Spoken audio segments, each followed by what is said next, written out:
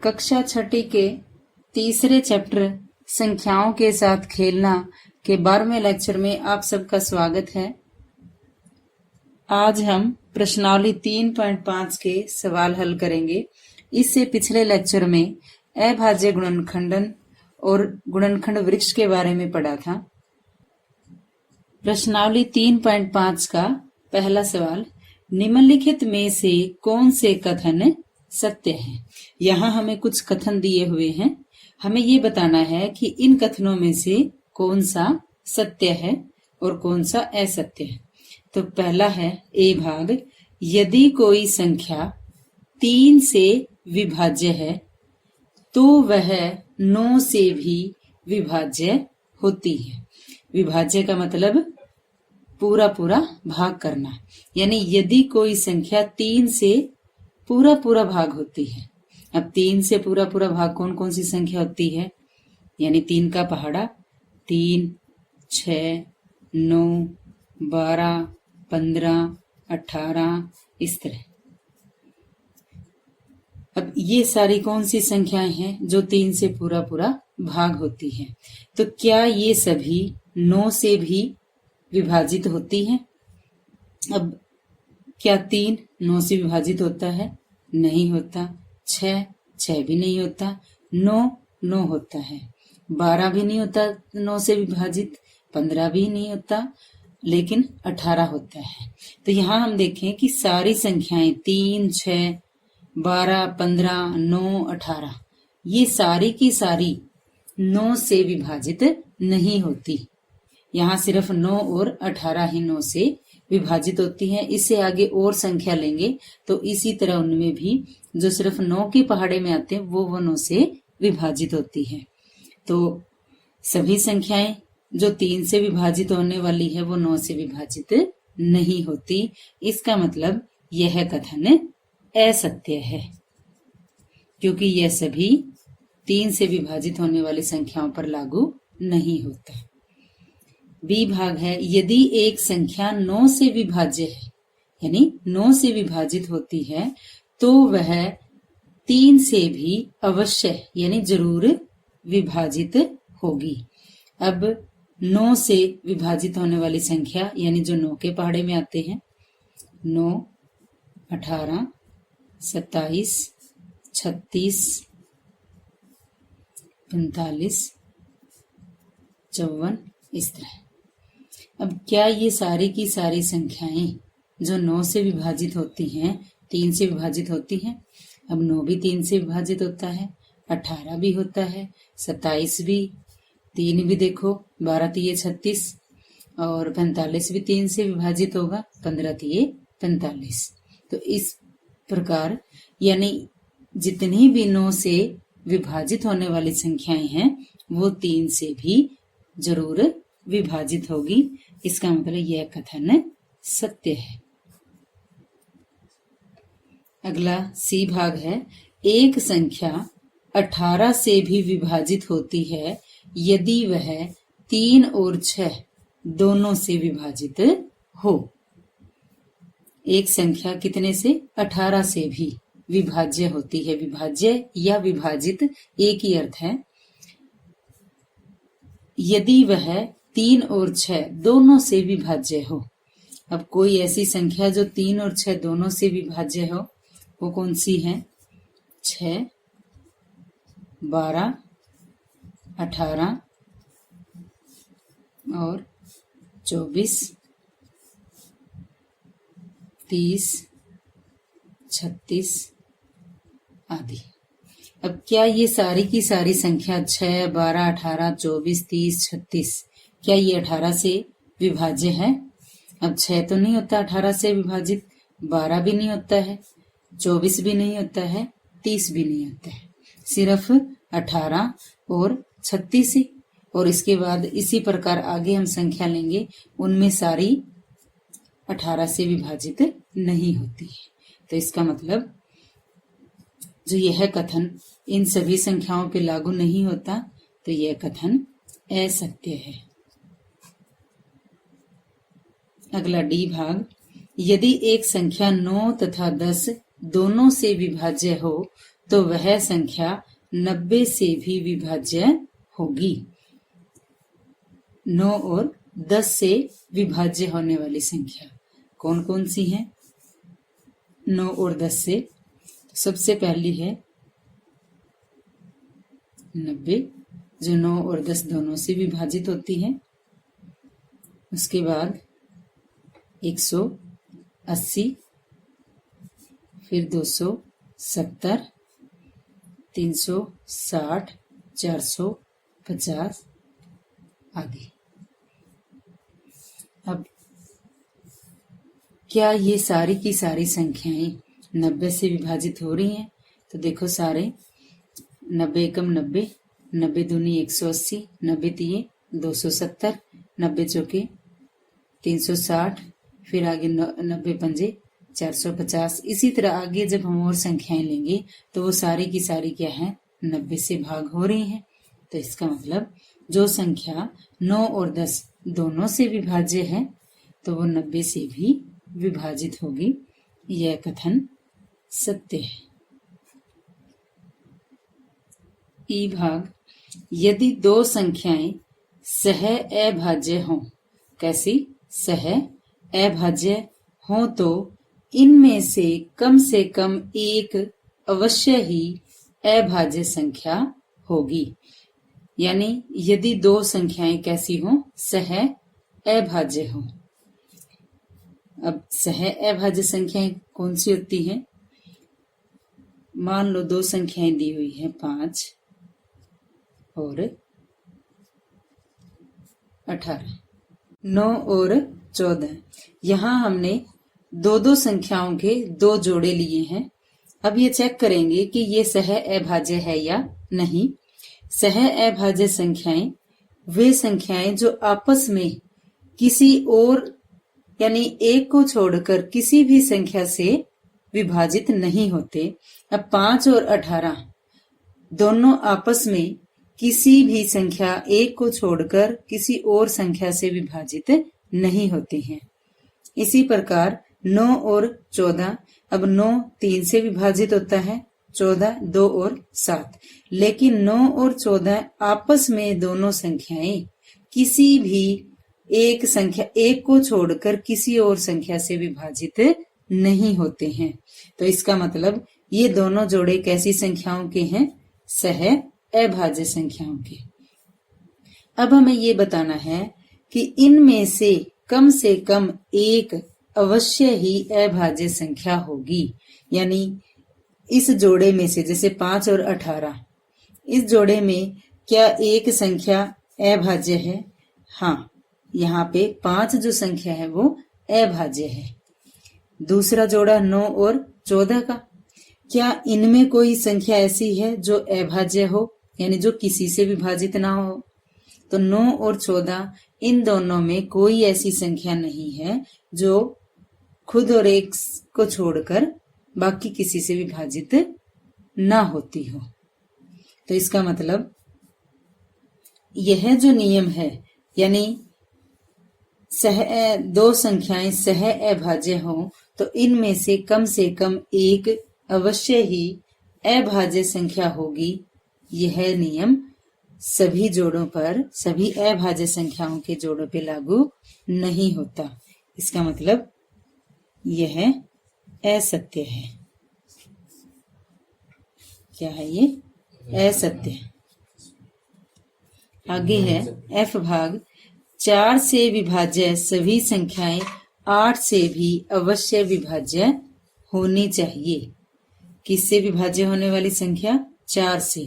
अब 4 से विभाज्य होने वाली संख्याएं कौन कौन सी है? जो 4 के पहाड़े में आती है। 4, 8, 12, 16, 20, 24, 4 सते 28, फिर 32, 36 आदि। तो क्या ये सारी की सारी संख्याएं 8 से विभाज्य हैं?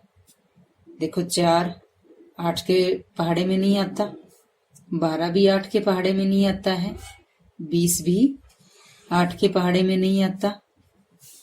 इसी प्रकार 28 भी नहीं आता है और 36 भी नहीं आता है। इसी तरह जब आगे और संख्याएं लेंगे तो जो संख्याएं 4 से विभाजित होती हैं वो जरूरी नहीं कि 8 से भी विभाजित होगी। तो इसका मतलब यह कथन भी क्या है, असत्य। आगे जी भाग, 8 से विभाज्य सभी संख्याएं 4 से विभाज्य होनी चाहिए। इससे पहले हमने 4 से विभाज्य होने वाली संख्याएं 8 से विभाज्य के लिए चेक की थी। अब 8 से विभाज्य होने वाली सभी संख्याएं क्या 4 से भी विभाज्य होती है, ये चेक करेंगे। तो 8 से विभाजित होने वाली संख्याएं यानी 8 का पहाड़ा, 8 एकम 8, 8 दूनी 16, 8 तिये 24, 8 चौके 32, 8 पंजे 40। इसी प्रकार आगे और संख्याएं ले लेंगे। तो क्या ये सारी की सारी 4 से विभाजित होती हैं? ये देखो 8, 16, 24, 32, 40 ये सारे क्या हैं, 4 के पहाड़े में आते हैं। इसका मतलब 4 से ये विभाजित होते हैं। तो यह कथन सत्य है।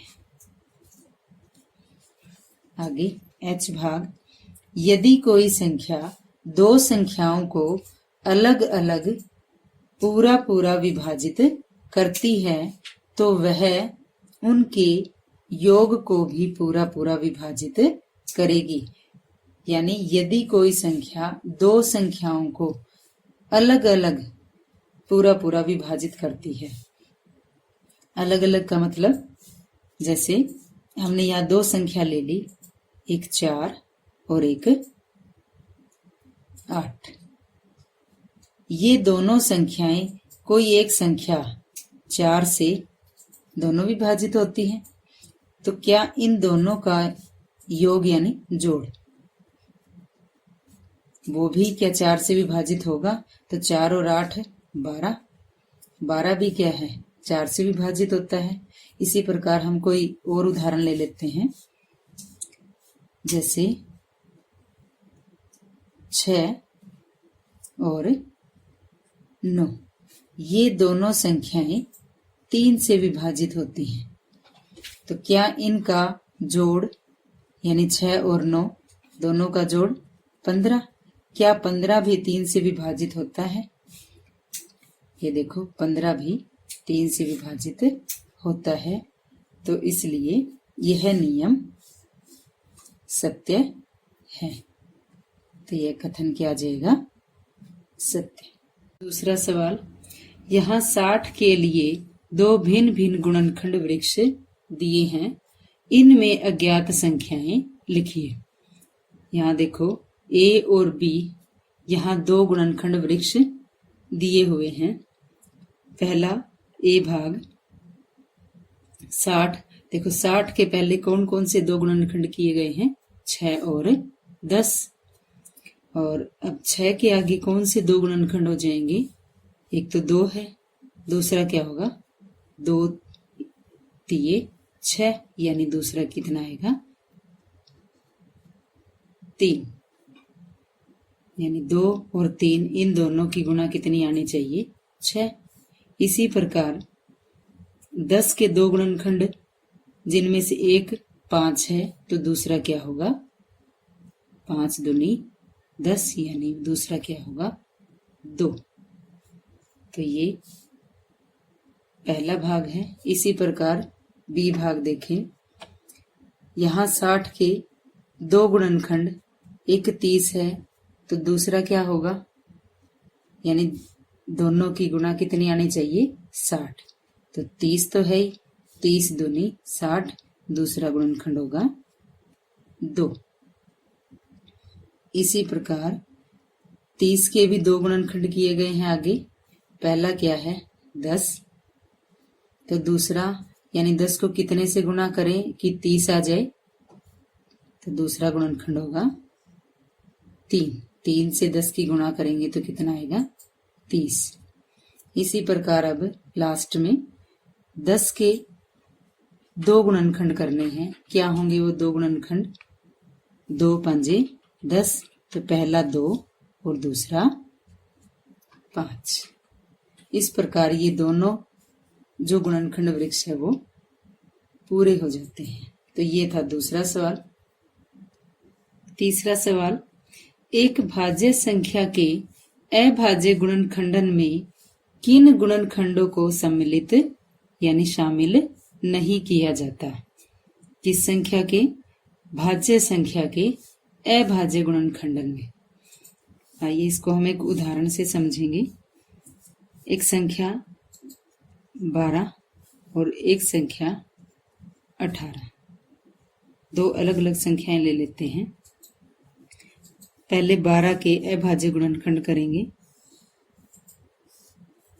सबसे पहले अभाज्य संख्या 2 होती है, तो 2 से विभाजित करेंगे इसको। 2 छिके 12। उसके बाद 6 2 से फिर विभाजित होता है, तो 2 तिये 6। अब ये 3 2 से विभाजित नहीं होता, तो इसको किससे विभाजित करेंगे? अगली अभाज्य संख्या 3 से। 3 एकम 3। 12 को कैसे लिखेंगे? 12 बराबर 2 गुणा 2 गुणा 3। अब हम यहाँ क्या लिख रहे हैं? अभाज्य गुणनखंडन। अब अभाज्य गुणनखंडन में यहाँ देखो हमने 1 नहीं लिखा। क्यों नहीं लिखा? क्योंकि एक अभाज्य संख्या नहीं होती। तो हमें यहाँ सिर्फ वही गुणनखंड लिखने हैं जो अभाज्य संख्याएं होती हैं। दूसरा उदाहरण देखो, 18। 18 को सबसे पहले 2 से विभाजित करेंगे। 2 नीम 18। अब 9 2 से विभाजित नहीं होता, तो अगली अभाज्य संख्या 3। 3 से विभाजित करेंगे। 3 तिये 9। 3 फिर 3 से विभाजित होगा। 3 एकम 3। तो 18 को कैसे लिखेंगे? 18 बराबर 2 गुणा 3 गुणा 3। यहाँ 1 को यहाँ भी शामिल नहीं किया गया। ये क्या है? अभाज्य गुणनखंडन। तो अब इसमें देखो, अभाज्य गुणनखंडन में हमने किस संख्या का प्रयोग नहीं किया, यानी जिसको हमने शामिल नहीं किया, वो संख्या क्या है? एक तो 1, और दूसरी संख्या जो 12 और 18 के गुणनखंडों में से एक है, वो क्या है? वो संख्या खुद, यानी 12 का गुणनखंड है। यहाँ हमने अभाज्य गुणनखंडन में 12 को भी शामिल नहीं किया, और 18 भी खुद क्या है? गुणनखंड है, उसको भी हमने इसमें शामिल नहीं किया। तो वह 2 संख्याएं कौन कौन सी होगी जिसको हम अभाज्य गुणनखंडन में शामिल नहीं करते? एक तो 1 और दूसरी संख्या स्वयं। इन दोनों को अभाज्य गुणनखंडन में शामिल नहीं किया जाता। को अभाज्य गुणनखंडन में शामिल नहीं किया जाता। तो ये था तीसरा सवाल। चौथा सवाल, 4 अंकों की सबसे बड़ी संख्या लिखिए और उसे अभाज्य गुणनखंडन के रूप में व्यक्त कीजिए। कितने अंकों की सबसे बड़ी संख्या लिखनी है? 4 अंकों की। तो 4 अंकों की सबसे बड़ी संख्या क्या होगी? 4 अंकों की सबसे बड़ी संख्या बराबर 9999। अब आगे क्या करना है? उसे अभाज्य गुणनखंडन के रूप में व्यक्त करना है, यानी 9999 के अभाज्य गुणनखंडन करने हैं। तो 9999 के अभाज्य गुणनखंडन। तो सबसे पहले हम ये देखेंगे कि अभाज्य संख्याएं कौन कौन सी हैं। 2 3, 5, 7, 11 आदि। तो इनमें सबसे पहले जो अभाज्य संख्या आती है उससे देखेंगे कि ये संख्या विभाजित होती है या नहीं। तो सबसे पहले 2 9,999 को विभाजित नहीं करता क्योंकि ये विषम संख्या है, तो 2 को नहीं लेंगे। इसके बाद अगली अभाज्य संख्या है 3 और 3 से ये विभाजित होते हैं। यहाँ हम 3 से विभाज्यता का नियम लगाएंगे कि अंकों का योग अगर 3 से विभाजित होता है तो यह संख्या 3 से भी विभाजित होगी। तो 9 और 9 18, 18 और 18 36 और 36 3 से विभाजित होता है। इसका मतलब यह 3 से विभाजित होगी यह संख्या। तो 3 तिये 9, कोई शेष नहीं बचा। फिर 3 तिये 9, फिर 3 तिये 9, 3 तिये 9।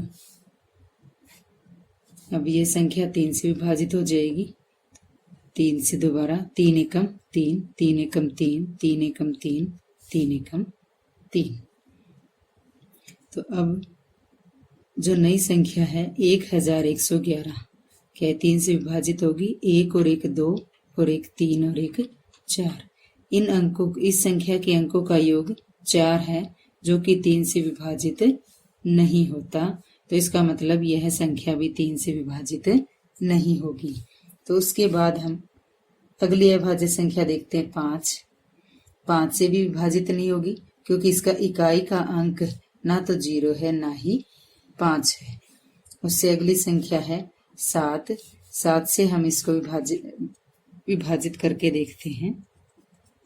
1111 को 7 दूनी 2 से नहीं जाएगा, 7 एकम 7, 11 में से 7 गए 4, ऊपर से 1 उतार लेंगे, 7 पंज 35, 11 में से 5 गए 6, फिर 1 उतार लेंगे, 7 8 56, 11 में से 6 गए 5। यह शेषफल बचता है। इसका मतलब यह संख्या 7 से भी विभाजित नहीं होगी। अगली संख्या है 11। 11 से भी इसको विभाजित करके देख लेते हैं संख्या को। 11 एकम 11, 1 में से 1 गए 0, 1 में से 1 गया 0, ऊपर से 1 उतार लेंगे। 1 11 से छोटा है, नहीं भाग होगा तो ये 0, फिर 1 उतार लेंगे, 11 एकम 11। ये पूरा भाग हो गया है। तो ये किससे भाग हुआ? 11 से। और कितना आ गया? 101। अब 101 क्या 11 से भाग होता है? पूरा भाग होता है। तो 11 नेम 99, 2 शेष बच गया। तो ये 11 से पूरा भाग नहीं होता। आगे अब ये 101 से ही पूरा भाग होगा। तो 101 एकम 101। अब अभाज्य गुणनखंडन के रूप में 9,999 को कैसे लिखेंगे? 9,999 बराबर, अब जो भी ये जिन संख्याओं से हमने इसको विभाजित किया है उन्हीं को हम गुणनफल के रूप में लिख लेंगे। 3 गुणा 3 गुणा 11 गुणा 101। 1 को नहीं लेंगे क्योंकि यह अभाज्य संख्या नहीं है। तो ये क्या है? 9,999 का अभाज्य गुणनखंडन। यही आंसर है। तो इस लेक्चर में इतना ही। धन्यवाद।